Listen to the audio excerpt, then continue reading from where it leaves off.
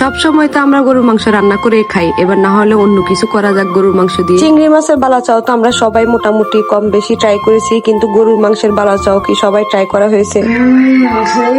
আর এরকম কমপ্লিমেন্ট পেতে হলে আপনাকে গরুর মাংস এভাবে ট্রাই করতে হবে, মাছটা একবার হলেও। একরকম ভাবে গরুর মাংস রান্না করে খেতে খেতে আর ভাল লাগতেছিল না, তাই ভাবলাম যে অন্যভাবে কিছু ট্রাই করা যায়। আজকে আমি গরুর মাংসের বালাচাও ট্রাই করব। আর এটা বানানোর জন্য প্রথমেই লাগবে আমাদের সলিড গরুর মাংস, যেটাতে হাড় এবং চর্বি থাকবে না। আর এখন তো কম বেশি সবাই বাসায় সলিড মাংস আছে, যেহেতু কোরবানি গেল কিছুদিন আগে। এটা বানানো খুব সহজ, কিন্তু খেতে অনেক মজা হয়। আমি এখানে সলিড কয়েক টুকরা মাংস নিয়েছি, অল্প করে নিয়েছি। আর এখানে প্রথমে হলুদ, মরিচ, ধনিয়া, জিরা, আদা, রসুন বাটা দিয়ে দিছি। এরপর এখানে অল্প একটু সয়া সস আর তেল দিয়ে ম্যারিনেট করে নিব সুন্দর করে। এরপর 1 কাপ পানি দিয়ে ঢাকনা দিয়ে বসিয়ে দিব চুলার উপরে। 10-15 মিনিট পরে মাংস থেকে অনেক পানি বের হবে। এরপর আমি যে 1 কাপ পানি দিলাম, ওই দুইটা মিলে মাংসটা সুন্দর করে সিদ্ধ হয়ে যাবে। এরপর অল্প আগুনে মাংসটাকে নেড়ে চেড়ে সুন্দর করে মাংসের গায়ে থেকে যে তেল বের হয়ে যাবে, ওই তেলের মধ্যে মাংসটাকে ভালো করে কালো কালো করে ভাজতে হবে। একদম যখন মাংসটা কালো কালো হয়ে ভাজা হয়ে যাবে, তখন এই মাংসটাকে চুলার উপর থেকে নামিয়ে নিতে হবে। মাংসটা ঠিক এরকম কালো কালো এবং একটু শক্ত শক্ত হয়ে যাবে। এরপর আমি চলে যাব পেঁয়াজ আর রসুন বেরেস্তা করতে। বালাচাওটা সবসময় বেরেস্তা দিয়ে আমার কাছে মজা লাগে,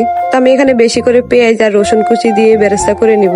এরপর আমি মাংসগুলাকে এখন ব্লেন্ডারে দিয়ে মাংসগুলাকে ঝুরঝুরা করে নিব। মাংসগুলা ব্লেন্ড করা হয়ে গেলে ঠিক এরকম ঝুরঝুরা হয়ে যায়। এরপর আর কি, এখানে আপনার ইচ্ছা মতন শুকনা মরিচ বা কাঁচা মরিচ নিতে পারেন, কিন্তু আমার কাছে বালাচাও বা ভর্তার মধ্যে শুকনা মরিচটাই বেশি ভালো লাগে। শুকনা মরিচের সাথে পেঁয়াজ বেরেস্তা আর রসুনের বেরেস্তা দিয়ে আমি এখন সরিষার তেল দিয়ে ভালো করে এটাকে লবণ দিয়ে কষলে নিব।